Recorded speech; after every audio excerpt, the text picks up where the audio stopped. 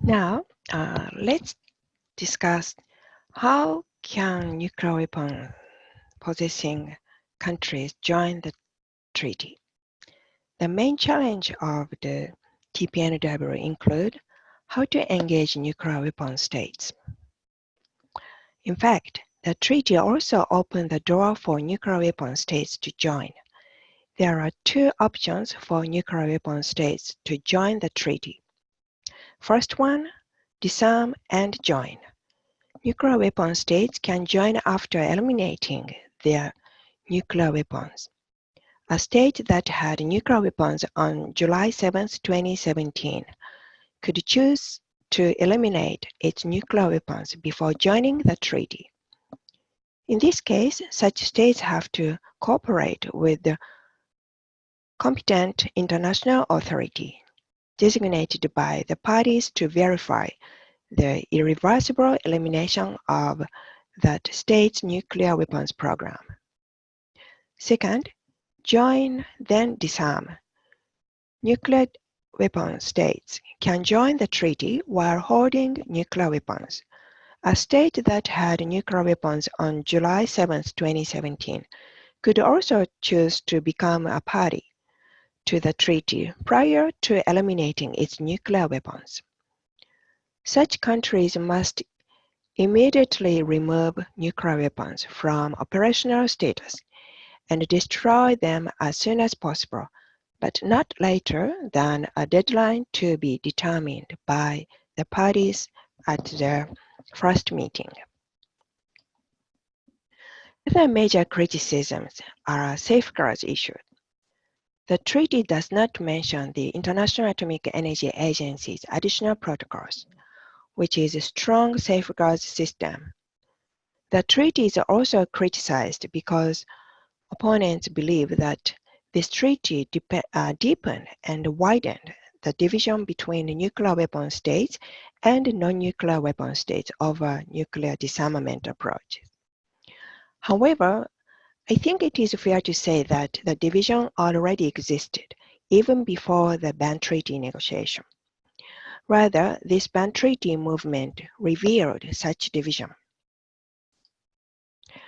One of the most important and, to some extent, constructive criticism against the TPNW is verification. The verification provisions are widely criticized for their lack of specificity. The provisions do not mention the International Atomic Energy Agency additional protocols. However, the treaty proponents are intended to establish a strong norm of nuclear prohibition.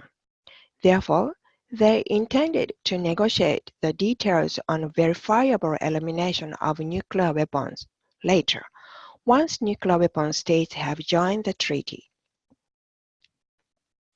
TPNW proponents aims to stigmatize nuclear weapons so that they can increase political pressure to disarm. Verification issues were not priority at the stage of the treaty negotiation. They did not intend to have a detailed discussion on verification in the process of drafting the treaty. However, once the treaty has entered into force, it is essential to develop a verification regime. Currently, there are several studies on the TPNW verification regimes, but there are still lots of uncertainties in terms of what kind of verification regimes the TPNW is going to have. The treaty is also considered to be beginning of the end of nuclear weapons. So this is just a beginning. Although nuclear weapon states and their allies under the nuclear umbrella criticize, the ban treaty is counterproductive or ineffective or even magical thinking. I think the ban treaty supporters are fully aware that it will take a long time to actually accomplish a world without nuclear weapons. And they know that this is just the beginning of the end. The ban treaty supporters are challenging the notion that nuclear deterrence indefinitely works, and justification of indefinite possession of nuclear weapons. Also, the treaty is stressing the role of public conscience to call for the total elimination of nuclear weapons. Now, we need to make efforts to build a bridge between these two opposing opinions, nuclear weapon states and non-nuclear weapon states. Now, I would like to talk about the role of civil society for the adoption of the Ban Treaty and toward the entry into force and eventually a world free of nuclear weapons. And this is one of my favorite topics, the role of civil society for nuclear disarmament. The Ban Treaty is a great example of the most successful collective efforts by the like-minded governments, civil society, atomic bombing survivors, academia, and scholars. United Nations Secretary General Antonio Guterres commended the role of civil society in his statement at the signing ceremony for the TPNW on September 20th. He stated, "Civil society played a vital role in bringing the treaty to fruition. The heroic survivors of Hiroshima and Nagasaki, the hibakusha, continue to remind us of the devastating humanitarian consequences of nuclear weapons." One of the most notable civil society members is the International Campaign to Abolish Nuclear Weapons, ICAN, who received the 2017 Nobel Peace Prize. As the Norwegian Nobel Committee pointed out, ICAN has worked so hard to draw attention to the catastrophic humanitarian consequences of any use of nuclear weapons and made groundbreaking efforts to achieve a treaty-based prohibition of such weapons. ICAN Executive Director Beatrice Finn also connected the role of hibakusha to the ICAN's disarmament efforts as follows. The Nobel Peace Prize is not only for the ICAN, but also for the survivors of the atomic bombings of Hiroshima and Nagasaki. This is their prize as well. Hibakusha have been a part of this campaign from the beginning, and they are the ones who brought the humanitarian consequences message already in 1945. I would like to encourage you to read the text of the Nobel lecture given by Ms. Setsuko Thurlow at the Nobel Peace Award ceremony. Ms. Setsuko Thurlow gave a speech along with Beatrice Finn, ICAN Executive Director. There is also a video. Her speech is so powerful, heart-wrenching, and moving. So I would really like to encourage you to take a look at this video. So I put the link to this video on this slide. And of course, ICAN is not the only group that contributed to the Ban Treaty. The Ban Treaty movements included many civil society groups, including activists, academia, scientists, legal experts, and faith-based groups. Civil society's activities are diverse. So now I would like to introduce this interesting and unique initiative, Divestment Campaign, also known as Don't Bank on the Bomb. This divestment campaign was initiated by one of the major civil society organizations in the Netherlands called PAX. This divestment campaign had developed along with civil society's support for the Ban Treaty negotiations. Since no nuclear weapon states joined the Ban Treaty, and it is highly unlikely that nuclear weapon states join the treaty in the foreseeable future, the Ban Treaty itself does not reduce or abolish nuclear weapons. However, the treaty will build the norm against nuclear weapons. The Ban Treaty has not entered into force yet, but the treaty has already started to have an impact on the nuclear weapon states, nuclear weapons umbrella states, and institutions that are involved in nuclear weapons development. The normative power of a categorical prohibition of nuclear weapons has created increased pressure on financial institutions to move their money away from companies that are involved in developing nuclear weapons. Even at this early stage, major financial institutions in Norway, the Netherlands, and Germany have already announced their intention to exclude nuclear weapon producers from their portfolios, citing the ban treaty and growing norm against nuclear weapons as the prime motivation. This divestment campaign is part of the growing movement in the public and private sector toward fair financing, socially responsible investing, and corporate social responsibility. The divestment campaign also pushes a wide range of stakeholders to support efforts to promote nuclear disarmament. Both ban treaty and divestment campaign renewed international norm against nuclear weapons to shame and pressure nuclear weapons states. Now, the difficult question is, after the ban treaty, what's next? Since the nuclear weapon states and umbrella states will not join the treaty for a foreseeable future, how can we build a bridge between these opposing parties? How to find common ground? There are several efforts to move forward while trying to have dialogues to find common ground. The Japanese government established the Group of Eminent Persons for Substantive Advancement of Nuclear Weapons in 2017. This initiative aims to mitigate the current deteriorating security environment, especially in the field of nuclear weapons, and a widening gap between nuclear weapon states and non-nuclear weapon states, and even among non-nuclear weapon states.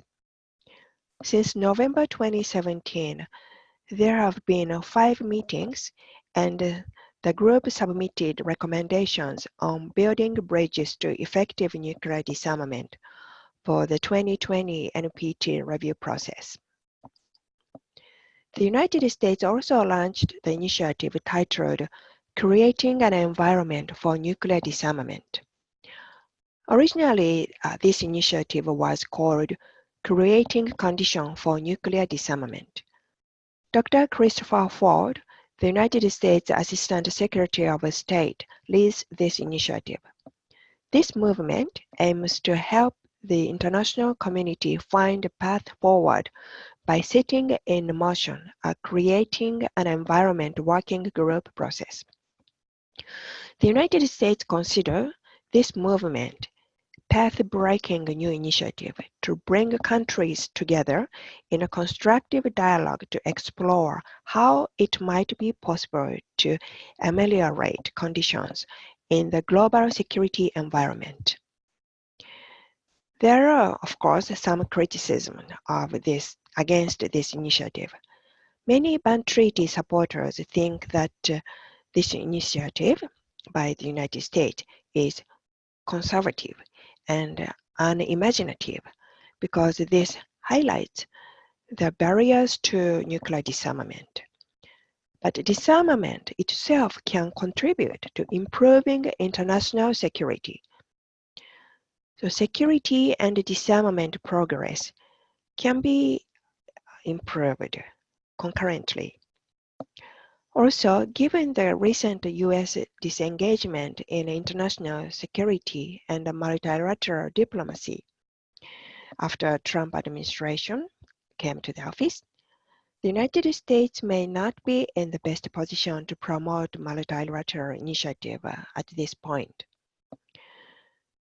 The Treaty on the Prohibition of Nuclear Weapons and this U.S. initiative, CEND, take conflicting normative approaches to nuclear weapons.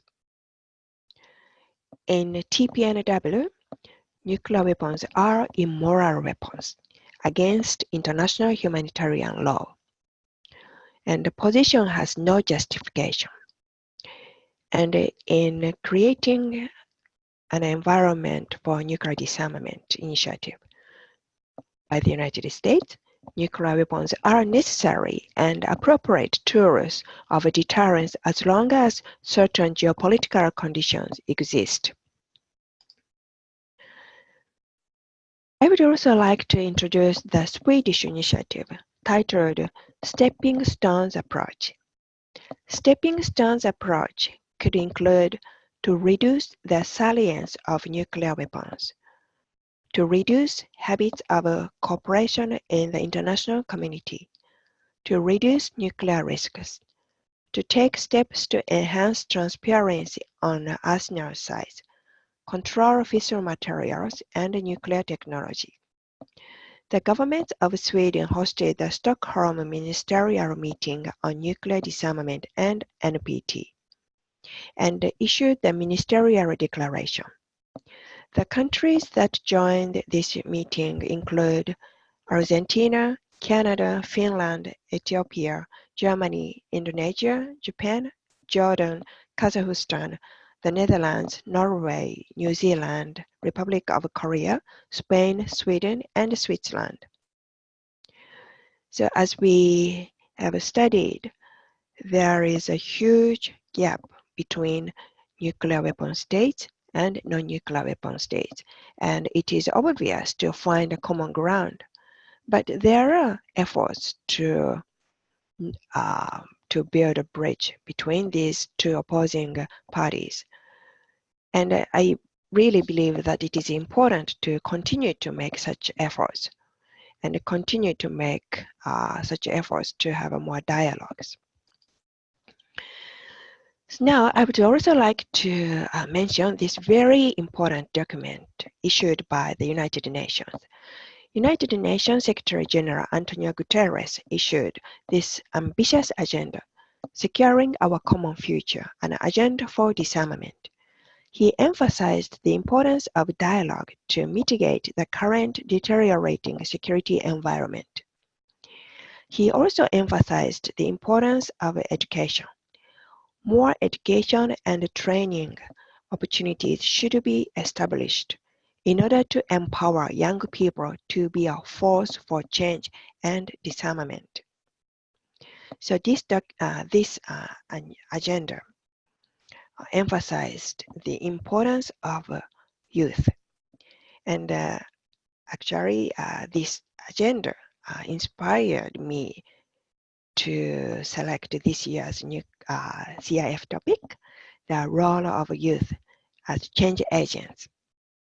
So I would like to encourage you to go through this agenda. This is a little bit long and quite thick document, but maybe you could skim through some portion of this document.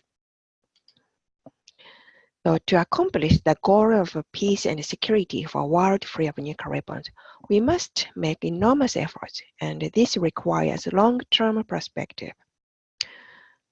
We all know that making a world free of nuclear weapons is not easy. President Obama said in his famous Prague speech that may not happen in his lifetime. Therefore, young people need to inherit this task. That's why education for young generation is particularly important. The Berne Treaty's preamble includes the importance of disarmament education. So I want you to read this portion. To solve nuclear weapons related issues, it is important to utilize education as a tool. In 2002, the United Nations General Assembly adopted an important resolution to promote disarmament and non-proliferation education. This resolution, the United Nations Study on Disarmament and Non-Proliferation Education, report of the Secretary General, is one of the most significant achievements in the efforts to promote disarmament education. However, unfortunately, this is not so well known. So that's why I really want to highlight the importance of this document. Former United Nations Secretary General Kofi Annan once said, "Education is quite simply peace building by another name. It is the most effective form of defense spending there is." Also, our center's director, Dr. William Potter, also said, "Despite periodic appeals, education remains an underutilized tool for promoting peace, disarmament, and non-proliferation." So Dr. Potter was a part of this effort. So that's why the education is so important in our center. And we are very committed to youth education.